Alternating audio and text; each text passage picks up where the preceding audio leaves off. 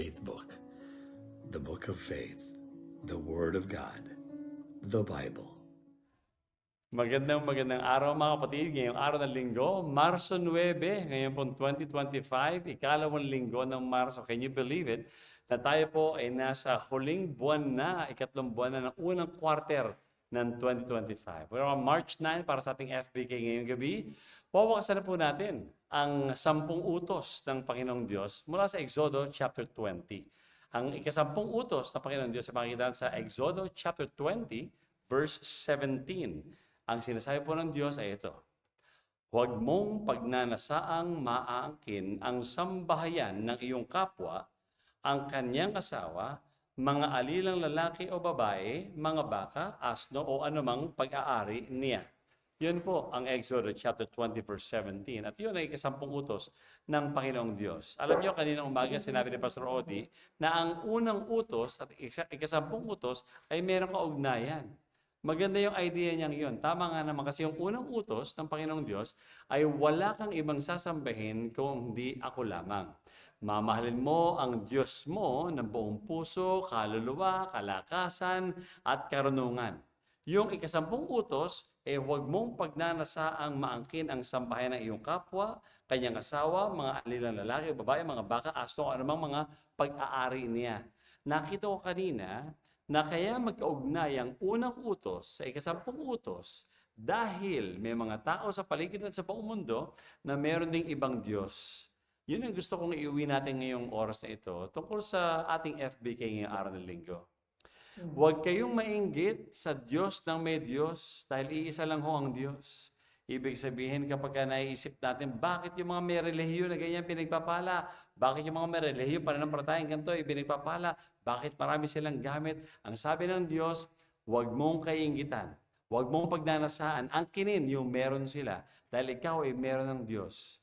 Ibig sabihin nito mga kapatid, mahalin natin ang Diyos natin ng buong puso, kaluluwa, kalakasan at karunungan. Huwag natin pagnasaan ang anong meron yung ating kapwa. Dahil yung binigay sa atin ng Panginoon ay yung kailangan natin. Ngayon, tungkol sa Diyos, siya ang kailangan natin. Siya ang kailangan natin gustuhin. Sabi nga ni Pastor Odi Meñas kaninang umaga, kung meron tayong gugustuhin, nanasain sa mundong ito, ay huwag yung gamit ng may gamit ng mga kaibigan natin.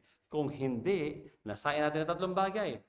Nasain natin ang presensya ng Panginoon sa buhay natin. Nasain natin that we may seek after the presence of God in our lives. At ang sunod ito, nasain natin ang magkaroon tayo ng kaligayahan sa Panginoon. Yun ang nanasain natin. Bakit kanyo? Kasi tayo sa Kanya, siya ay atin. Yan ang confidence. Yan ang lakas na loob na binibigay sa atin ng Exodus chapter 20 verse 17.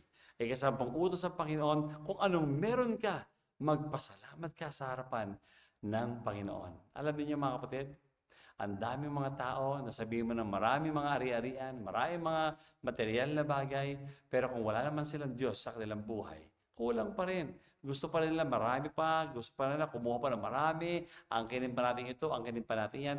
Ngayon, walang masama magtrabaho, walang masama magnegosyo, walang masama mag-aral ka na mabuti para magkikaroon ka ng magandang trabaho pagka nakatapos ka. Pero sumasama lang yun, pagka nagkaroon ka na ng kayamanan. Kapag meron ka ng maraming pera, anong gagawin mo ngayon doon sa pera mo? Anong gagawin mo ngayon doon sa pinaghirapan mo? Di ba? Ibabalik mo rin sa harapan ng Panginoon. Kaya bumabalik tayo dyan mga kapatid. Na imbis na tayo magnanasa ng gamit na may gamit, una, magpasalamat tayo sa kung anong meron ba tayong binigyan ng Panginoon. Pangalawa, magpasalamat tayo sa Diyos at huwag tayong magkumpara ng ibang Diyos. Yung Diyos na meron tayo, hindi magagawa ang ginawa ng Panginoon sa atin, ang gagawin ng Diyos ng iba. Siya lang po ang makagagawa ng minahal tayo at babalikin tayo rito. Yun ang pangalawa. At ang pangatlo mga kapatid, maging responsable tayo sa mga pagpapalang binibigay sa atin ng Panginoon sa araw-araw. Kamusta ang ating pagbibigay sa harapan ng Panginoon? Kamusta ang ating pag-outreach sa ibang mga tao, sa mga nangangailangan? Napakarami mga nangangailangan. Ang dalangin namin, at dalangin ko, bilang dito sa Hillcrest Family Life Baptist Church, ang ating buhay mga kapatid ay aalayan sa Panginoon para siya lang ang ating nasahin sa araw-araw natin. Huwag natin pag-isipan yung ibang mga tao. Siya lang ating nasahin sa ating buong buhay mula pag-isa ng umaga hanggang pagtulog sa gabi, siya lamang at wala nang iba.